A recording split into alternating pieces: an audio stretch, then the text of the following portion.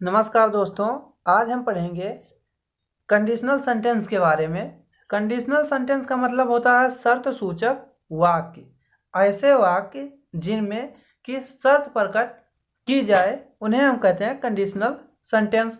अब ये conditional sentence mainly इसमें दो पार्ट में होता है। कंडीशनल सेंटेंस इसका पहला पार्ट जो होता है वो प्रिंसिपल क्लॉज होता है और जो दूसरा पार्ट होता है वो कंडीशनल शोइंग क्लॉज होते हैं।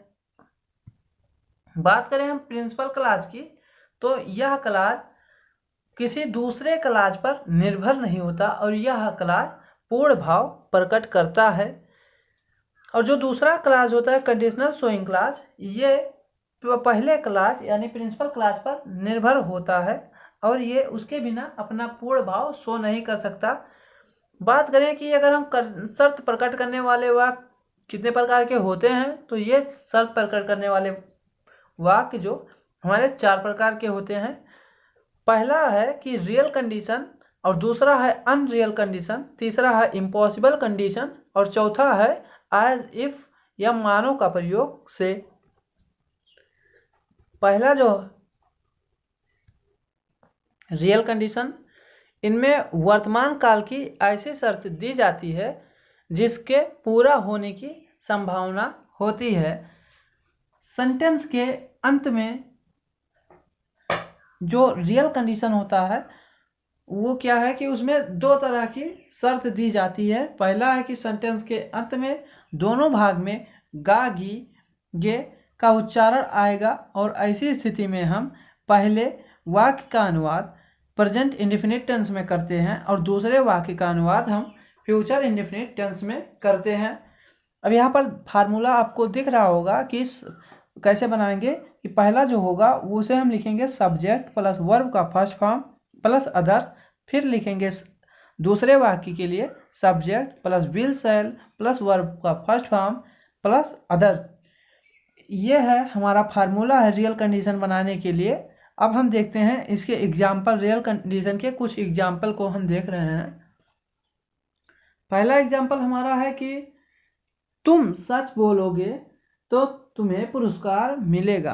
अब इसको हम बनाएंगे कैसे कि देखिए, पहला सेंटेंस है कि तुम सच बोलोगे, तो इसे हम बनाएंगे प्रेजेंट इंडेफिनिट टेंस में। तो इसका बनेगा कि if you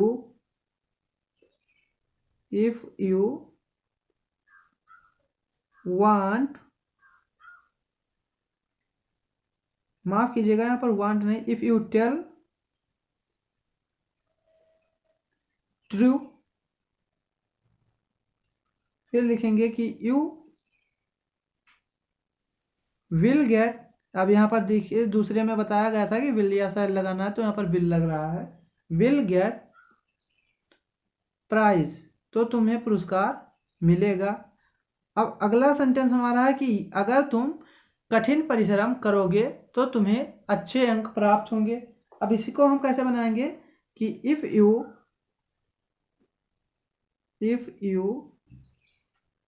work hard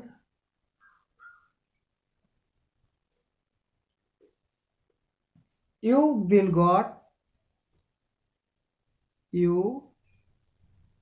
will get good marks।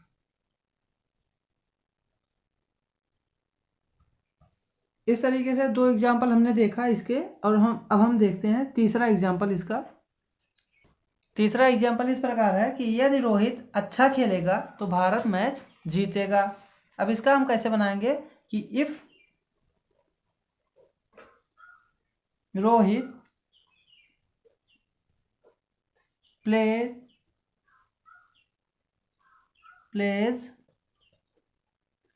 Well, India will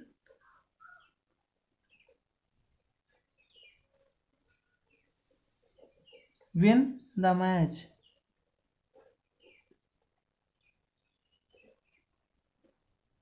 इस प्रकार ये बना। अब हम देखते हैं दूसरा नियम जो अभी हमने पढ़ा रियल कंडीशन के पहले नियम को। अब हम उसके दूसरे नियम को देखेंगे। दूसरे नियम में बताया गया कि इसके दोनों वाक्य प्रेजेंट टेंस में होते हैं ऐसी स्थिति में हम दोनों वाक्यों का अनुवाद टेंस के अनुसार करते हैं। पहला एग्जाम्पल है कि यदि तुम मेरा कहना मानते हो तो वहां चले जाओ। इसका हम बनाएंगे कि इफ यू ओबे मी, इफ यू ओबे मी, कम दियर, कम दियर नहीं होगा, माफ कीजिएगा, गो दियर।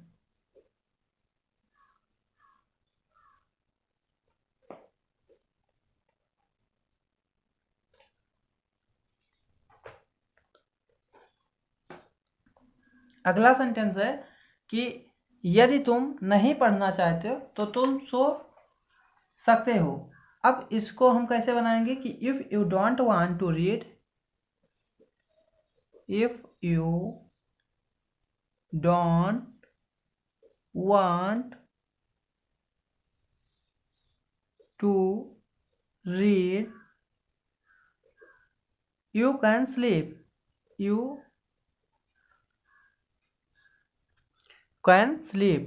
अब हम देखेंगे अगला एग्जाम्पल। अगला एग्जाम्पल इस प्रकार है कि अगर आप बीमार हैं तो आप आराम कर सकते हैं। इसको हम बनाएंगे कि if you are ill, you can take a rest.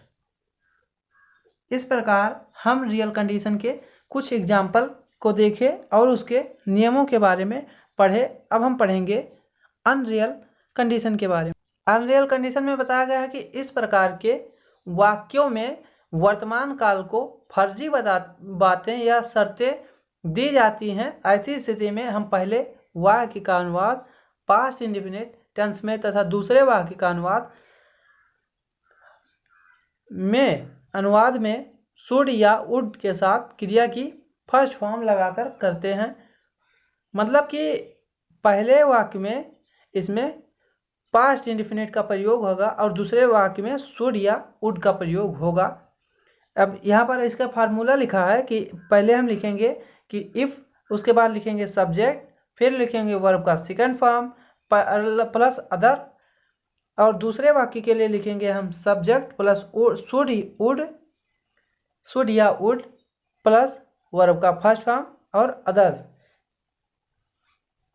इसके एग्जाम्पल हम देख सकते हैं कि यदि मैं दिल्ली जाऊं तो लाल किला देखूं। अब यहाँ पर जब कभी जाएगा वह व्यक्ति, दिल्ली जाएगा, तभी तो वह देखेगा। यहाँ पर केवल फर्जी बातें बताई गई हैं, कोई इसका वास्तविक घटना से या उस वर्तमान स्थिति से कोई लेना देना नहीं है। इसका इस प्रकार बनेगा कि if I want to Delhi, if I want to Delhi, I should see the Red Fort, I should see the Red fort.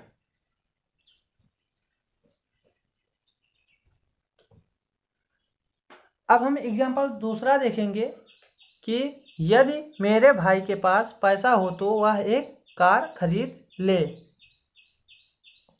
इसका हम कैसे बनाएंगे कि if my brother had money, if my brother had money,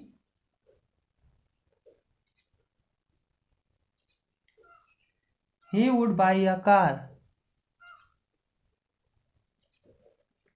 buy a car। अगला example है कि यदि उसने आवश्यकता समझी तो वह आपसे मिलेगा। इसको हम कैसे बनाएंगे कि if you need, if he need, he would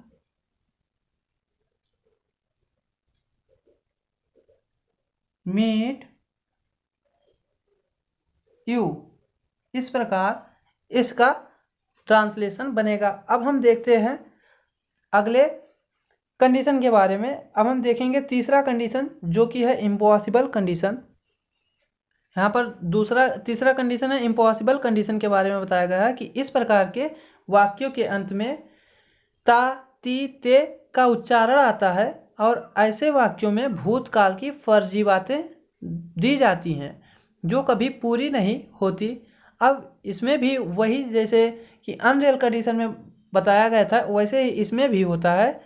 तो इसका हम बनाएंगे इस प्रकार कि subject plus had plus verb का थर्ड फॉर्म प्लस अदर, और फिर लिखेंगे हम दूसरे वाले वाक्य में के लिए कि subject plus would have plus verb का थर्ड फॉर्म प्लस अदर चीज़ें। अब हम इसके एग्जाम्पल को देखेंगे तो ज़्यादा समझ में आएगा कि क्या कहना क्या चाह रहा है ये नियम। अभी तक हमने जो अनरियल कंडीशन वाले में पढ़ा था उसमें भविष्यकाल की फर्जी बातें बताई गई थी। अब इसमें भूतकाल की फर्जी बातें बताई गई हैं और इसका एग्जाम्पल है कि अगर आप बुलाते तो हम आते। अब इसका हम बनाएंगे कि if you invited me, we माफ कीजिएगा we, if you invited we would have come. यदि आप बुलाते तो हम आते। अगला है कि अगर धोनी 5वें नंबर पर खेलता तो भारत मैच जीत जाता।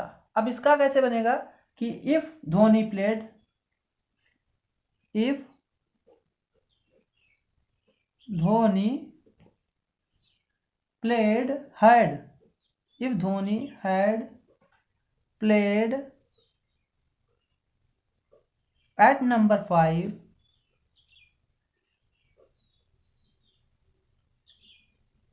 India will win. India will win the match. अगला एग्जाम्पल है कि यदि भगवान राम वन को ना गए होते तो राजा दशरथ की मृत्यु नहीं होती। इसका बनेगा कि if Lord Rama had not gone, if Lord Rama had not gone to exile king Dasharatha would not have died. इस प्रकार हमने अभी तक 3 नियम के बारे में पढ़ चुके हैं। अब हम पढ़ेंगे चौथे नियम के बारे में कि एज इफ का प्रयोग। एज इफ का प्रयोग, एज इफ का मतलब होता है मानो, और ये वाक्य बीच में आते हैं। मानो जो होता है वो लिखा जाता है बीच में। ऐसे वाक्यों में पहला वाक्य प्रिंसिपल क्लॉज और दूसरा वाक्य इमेजिनरी क्लॉज होता है। इसके रूल पहला है कि यदि प्रिंसिपल क्लॉज का प्रेजेंट टेंस में हो, यदि प्रिंसिपल क्लॉज प्रेजेंट टेंस में हो तो एज इफ वाले वाक्य में हेल्पिंग वर्ब का प्रयोग करते हैं। अब इसके एग्जाम्पल को देखते हैं हम कि तुम्हारी बहन इतनी जोर जोर से बोलती है मानो वह एक लाउड स्पीकर हो। इसका बनेगा कि your sister speaks so loudly as she if she were a loudspeaker. यहाँ पर मानो जो यहाँ पर लिखा गया है और यहाँ पर इसका यहाँ पर प्रयोग हुआ, एज इफ का प्रयोग यहाँ पर हुआ है। अब हम देखते हैं दूसरे एग्जाम्पल। अगला एग्जाम्पल है कि वह इतना फूट फूट कर रोती है मानो कि कोई मर गया हो। अब इसका हम बनाएंगे सी wept so bitterly as if somebody were dead। इस तरीके से हमने पहले नियम के एज इफ के पहले नियम को पढ़ा। अब हम देखेंगे एज इफ के दूसरे नियम को, जो इसको लिखा मतलब यहाँ पर नोट है, दूसरा नियम नहीं है, एक प्रकार से नोट है कि यदि प्रिंसिपल क्लॉज का वाक्य पास्ट टेंस में हो तो एज इफ वाले वाक्य में हेल्पिंग वर्ब हैड बीन का प्रयोग करते हैं। हम देखते हैं, अब इसके एग्जाम्पल को हम देख लेते हैं। इसके एग्जाम्पल इस प्रकार हैं, वही चीज़ों को हमने पास्ट में बनाया है। इसे तुम्हारा भाई ऐसे लगता था मानो एक राजकुमार हो। अब इसको हम बनाएंगे कि your brother seemed as if he had been आ, माफ़ कीजिएगा यहाँ पर भी लाउड स्पीकर लिख गया है। लाउड स्पीकर जो दूसरे सेंटेंस में होगा, अब यहाँ पर लिखा जाएगा कि इफ़, प्रिंस लिखना चाहिए यहाँ पर। अब हम देखेंगे दूसरे एग्जाम्पल को। तुम्हारी बहन इतना जोर जोर से बोली मानो वह एक लाउड स्पीकर हो। वही जो सेंटेंस अभी हमने पढ़ा था कि तुम्हारी बहन इतनी जोर जोर से बोलती है कि मानो वह एक लाउड स्पीकर हो, अब इसे हमने पास्ट में बनाया है। देखते हैं इसका किस प्रकार ट्रांसलेशन होता है। Your sister spoke so loudly as if she had a loudspeaker. इस प्रकार हमने कंडीशन सेंटेंस के बारे में पढ़ा। अब अगर आपको यह वीडियो पसंद आया हो तो इसे लाइक करें, हमारे चैनल को सब्सक्राइब करें और शेयर करना ना भूलें। धन्यवाद। मिलते हैं हम अगले नए वीडियो में।